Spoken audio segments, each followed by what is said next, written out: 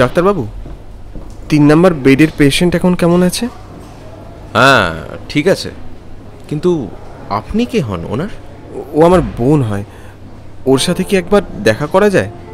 ঠিক আছে যান, তবে 5 মিনিটের বেশি কিন্তু নেবেন না। না না, আমি মিনিটখানেক থেকেই চলে আসব। ডাক্তারবাবু চলে গেলে আমি ঘরে ঢুকলাম। দেওয়ালের পাশের বেডে শুয়ে আছে তিতির। কিরে, কেমন আছিস এখন? ভালো। আর ব্যথা হচ্ছে না তো? না। ডাক্তারবাবুর সাথে কথা বললি? কবে ছাড়বে কিছু বললো? আজই তো অপারেশন হলো। দাঁড়া, আগে একটু সুস্থ হয়ে যা, তারপর তো যাবি। কবে থেকে অ্যাপেন্ডিক্সের যন্ত্রণায় ভুগছিলি বলতো? আর বাড়ি গিয়ে করবিটাই বা কি শুনি? সেই তো ঝামেলা বাড়াবি। কতদিন পর বাড়িটা একটু শান্ত আছে। দাদা, বাড়াবাড়ি হচ্ছে কিন্তু। দাঁড়া, আমি একবার সুস্থ হই, একটা মারও মাটিতে পড়বে না, তুই দেখ। তুই ডাক্তারবাবুকে জিজ্ঞাসা করবি হ্যাঁ কি না। আচ্ছা বাবা, করব। আর শোন, অপারেশন সাকসেসফুল হয়েছে শুনেই মা মন্দিরে গেছে পুজো দিতে। আবার বিকেলে আসবে। বাবা আর তোর বন্ধুরা একটু বাদিয়ে আসবে। আমার তো দোকান খুলতে হবে, তাই এখনই দেখা করতে এলাম। কি ব্যাপার, আপনি এখানে? যান বাইরে যান, পেশেন্টকে রেস্ট নিতে দিন। এই আপনাদের জন্য আমাদের বদনাম হয়। এবার পেশেন্টের কিছু হলে ডাক্তারবাবু তো আমাদের কথা শোনাবেন। আপনারা কেন বুঝতে চান না বলুন তো? ঠিক হয়েছে, পেলি তো পাপের শাস্তি। আমাকে বিরক্ত করলে তোকেও বকুনি খেতে হবে। যা, এবার বিদায় হ। হ্যাঁ, চলে যাচ্ছি, আর আসবো না বলে দিলাম। আপনি এখনো যাননি? যান যান বাইরে যান। নিঃশব্দেই ঘর থেকে বেরিয়ে এলাম। বাপরে, মেয়ে তো নয়, যেন কাল বৈশাখীর ঝড়। মেয়েটার বয়স কম হলে কি হবে, মেজাজ একেবারে তুঙ্গে।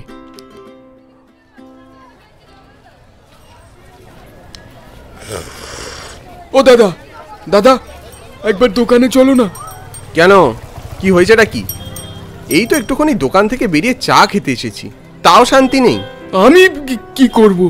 ওই যে ওই দিদি ভাই একটা 1000 টাকার ফ্রেমের দাম নিয়ে বড্ড ঝামেলা করছে। বলছে 700 টাকায় নাকি দিতে হবে। বলছি হবে না, তা আমার কোনো কথাই শুনছে না। আবার বলছে তুমি নয়, তোমার মালিককে ডাকো। সব ক্ষেত্রে আমায় ডাকাডাকি। একটা কিছু নিজে সামাল দেওয়ার ক্ষমতা নেই। আমি না থাকলে তো দোকানটাই উঠে যাবে দেখছি। চল দেখি কি হয়েছে। সালোয়ার পরা মেয়েটাকে সাইড থেকে দেখেই খানিক চিনতে পারলাম। চশমার ফ্রেমগুলো নিয়ে নাড়াচাড়া করছিল। এই যে দিদি, নিন ওনার সাথে কথা বলে নিন। ও, আপনি? আপনি মানে এটা আপনার? হ্যাঁ, এটা আমারই দোকান। বলুন কি সমস্যা? এই যে আপনার স্টাফের বিহেভিয়ার কিন্তু একদম ভালো না। কাস্টমারের সাথে কিভাবে কথা বলতে হয় তাই জানে না। না দাদা, আমি শুধু বলেছি এই ফ্রেমটা 700 হবে না। উনি তো আমার উপর চেঁচামেচি শুরু করে দিলেন। ভোলা, চুপ কর। উনি খুব ভালো, উনি কারোর ওপর চেঁচামেচি করতেই পারেন না। হাসপাতালে আমার ওই ব্যবহারের জন্য আমি দুঃখিত, কিছু মনে করবেন না। আমি এই ফ্রেমটা 1000 টাকা দিয়েই নিতে পারি, অসুবিধা নেই। না, তার দরকার নেই, আপনি 700 দিন। আপনি দয়া করে সেদিনের ব্যবহারে কিছু মনে করবেন না। আরে না, আমি সব কিছু মনে রাখিনি। ঠিক আছে ভোলা, ওনার বিলটা করে দে। ঠিক আছে দাদা। আমি কাউকে 1 পয়সা কম দিলে দোকান লাটে উঠে যায়, আর নিজে করলে কিছু না, যত সব। দিদি আপনার নামটা? জোনাকি বসু। বলছি পেশেন্ট এখন কেমন আছেন? বোন এখন ভালো আছে, গতকালই বাড়ি ফিরেছে। বাহ, এ তো ভালো খবর। ওনাকে এখন সপ্তাহখানেক রেস্টে রাখবেন।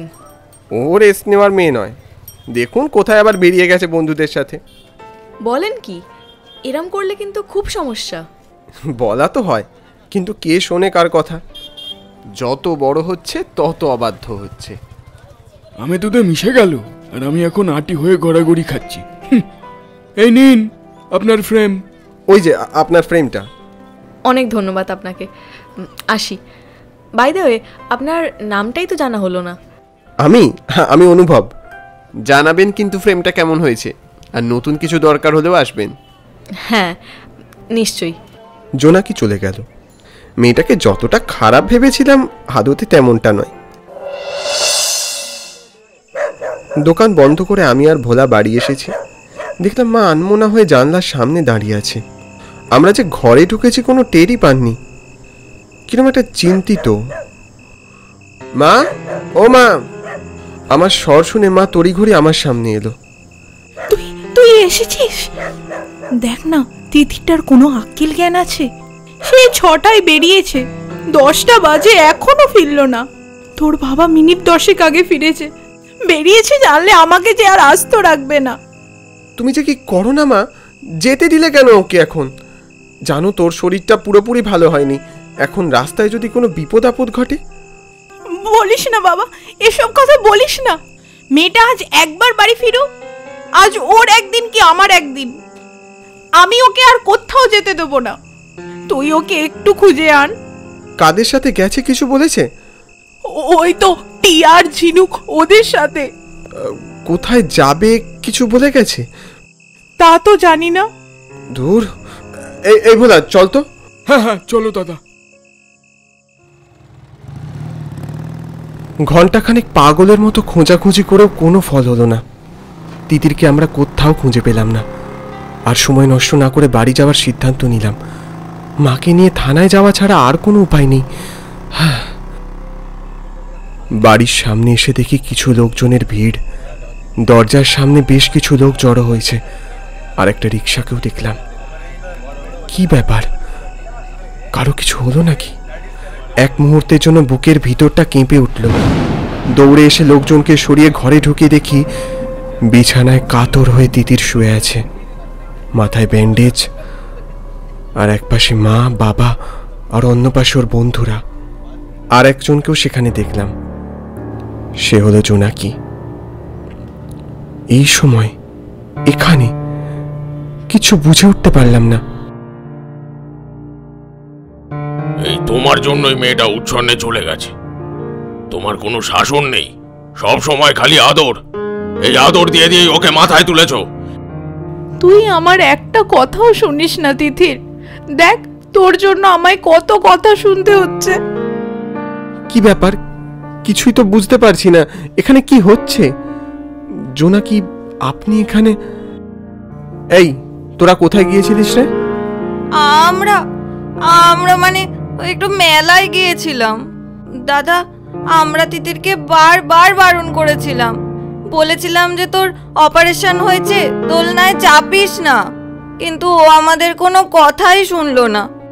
জেদ করে দোলনায় চাপতে গিয়ে ও পড়ে গেল। বুঝলাম। তাহলে জোনাকি, আপনি? আসলে আমিও মেলায় গিয়েছিলাম আমার ভাইকে নিয়ে। ভিড় দেখি এগিয়ে গিয়ে দেখি আপনার বোনের এই অবস্থা, তাই আর কি। এই দিদি ছিল বলেই তো আমরা বিপদ থেকে উদ্ধার পেয়েছি। পড়ে গিয়ে তিতিরের জ্ঞান হারায়, সাথে মাথাতেও আঘাত লাগে। কি করব আমরা তো কিছুই বুঝতে পারছিলাম না। দিদি তাড়াতাড়ি রিক্সা ডেকে ওকে তখনই হাসপাতালে নিয়ে গেল। আজ দিদি না থাকলে যে কি হতো। এত কিছু ঘটিয়ে ফেলেছিস তোরা? জোনাকি, আপনাকে যে কি বলে ধন্যবাদ জানাবো আমি। তিতির কি শুধু আপনার বোন নাকি? আমার বোন নয়? ওর জন্য আমি এটুকু করতে পারি না? সব দোষ কিন্তু আপনার। আপনি ওকে এভাবে ছেড়ে দিলেন কেন? আমি কি করলাম? আসলে মা, সব দোষ আমাদেরই। আমরা এরপর থেকে ওকে নজরে নজরে রাখবো। বেশ, বলছি আমাকে এবার একটু বেরোতে হবে। সে কি, এখনই চলে যাবে? অনেক রাত হয়ে গেছে। আচ্ছা, তবে সময় করে একদিন অবশ্যই এসো কিন্তু। অনুভব, যা বাবা, ওকে একটু এগিয়ে দিয়ে আয়। হ্যাঁ যাই। আসুন জোনাকি। আমি আর জোনাকি দুজনেই বাইরে এলাম। ওই যে আমার রিক্সা দাঁড় করানো আছে। ঠিক আছে, তাহলে যান। সাবধানে যাবেন, পৌঁছে একটা খবর দেবেন কিন্তু। জোনাকি আমার দিকে তাকালো। চলুন দাদা। রিক্সা চলতে শুরু করলো ধীরে ধীরে। রিক্সার পর্দা সরিয়ে আমায় দেখে হাসলো জোনাকি। তারপর একবার হাত নাড়ল। নক্ষত্র খচিত রাতের আকাশের নিচে জ্যোৎস্নার মলিন আলোয় মিলিয়ে যাচ্ছে সেই রিক্সা। ওকে না ছুঁয়েও অনুভবে এই রাত্রি কেটে যাবে। আবার কবে দেখা হবে, কথা হবে, সেই ভেবে। এই যে মিস্টার রোমিও দা, এবার ঘরে চলো, অনেক রাত হলো তো। হ্যাঁ যাই।